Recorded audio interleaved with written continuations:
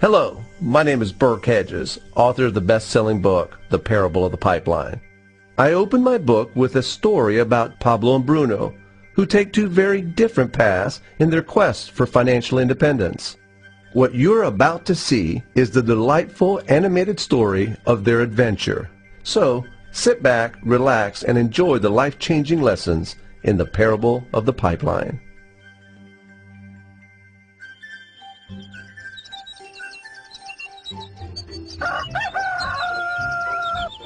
Far away, in a small village, near a beautiful valley, lived two friends, Pablo and Bruno.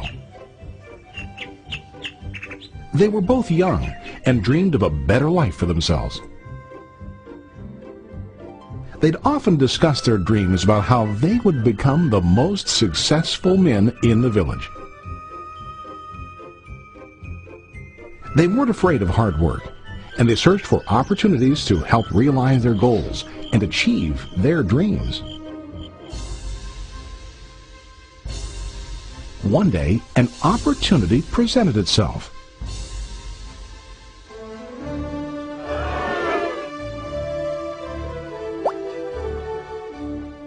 The mayor of the village decided to hire two people to bring water from a spring up on the mountain, across the valley, back down to the village.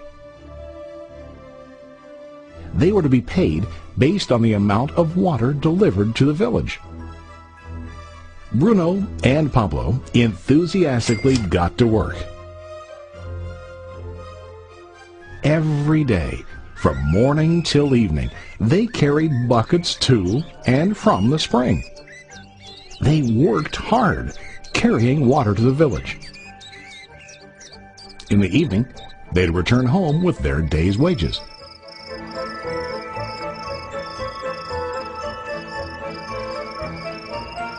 Bruno was satisfied with his work and the money he earned. He was sure that with this work he could achieve his dreams. Bruno thought that to increase his wages he could use bigger buckets to bring more water each trip.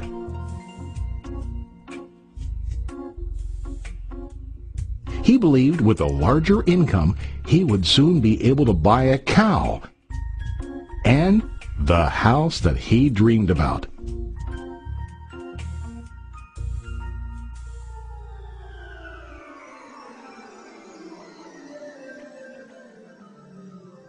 Now Pablo was not satisfied. At the end of the day, his back and hands ached, and he was exhausted. He was looking for an easier way to earn more. One day an idea occurred to Pablo. He imagined building a pipeline to deliver the water from the mountain spring to the village. With this pipeline, he could get more water to the village without carrying buckets back and forth from the spring to the village. Soon, he got very excited about his idea and began to plan. Pablo, of course, shared his idea with his friend Bruno and asked him to join with him to work on and help build the pipeline. Bruno thought the idea was crazy. All Bruno could think about was what his money could buy today and how to get it quicker. He felt that building a pipeline would slow him down and delay him in achieving his goals. Instead, Bruno got bigger buckets and went more often back and forth fetching water. He was sure that with this method he could make more money. Pablo decided to build the pipeline on his own. He understood that it would not be easy to build, and it would take time to complete the pipeline. Pablo knew that it could take several years to finish, but he set his mind on his goal. Every day he worked and carried water like before. But on weekends and during his spare time, he worked hard to dig in the rocky soil and build his pipeline. In the first month, there was little to show for his work.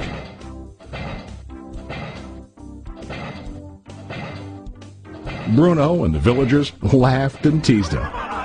They called him Pablo the Pipeline Man.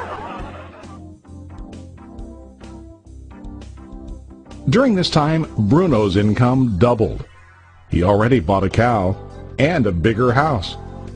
His lifestyle changed. He now spent time after work in the bar, enjoying his hard-earned wages from delivering water.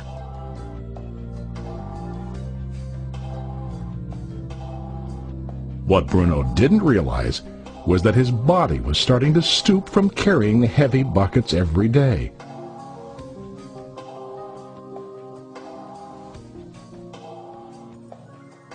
His face looked worn and his body tired. Soon, he began to carry less and less water due to the wear and tear on his body.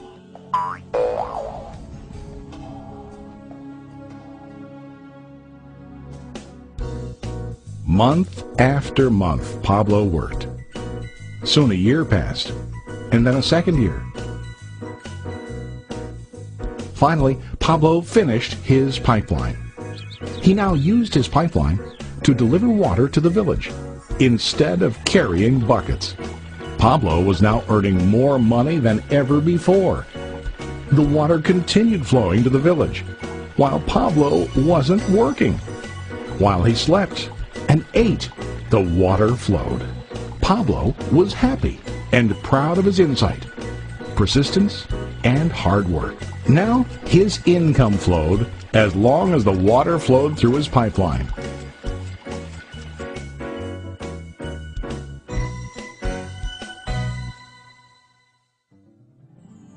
The story of Bruno and Pablo is a reflection of life. Their jobs symbolize what most people do to earn money.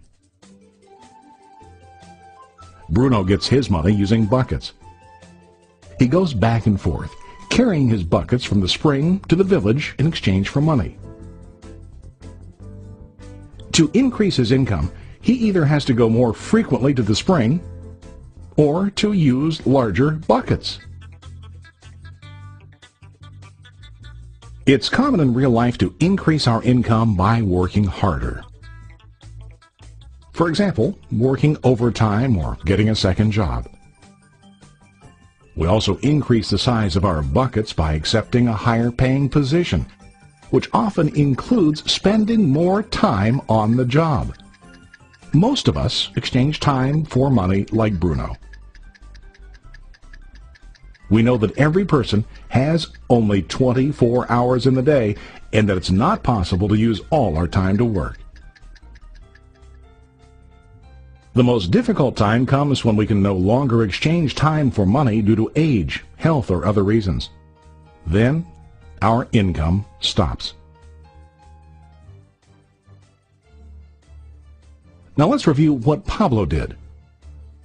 Very wisely, Pablo did not exchange all of his time for a limited income, but he used some of his time to build a pipeline. He knew that the pipeline would bring ongoing income as long as the water flowed. An ongoing income that multiplied the time he worked each day. Pablo knew that someday, maybe because of age or health, he would no longer be able to exchange his available time for money. Pablo knew that if he could make his idea of a pipeline work, then he only has to do the hard work of building the pipeline. After the pipeline was completed, Pablo was able to monitor and maintain the flow of water to ensure that his income will continue. Pablo has shown us that to earn an income, we don't always have to directly exchange time for money.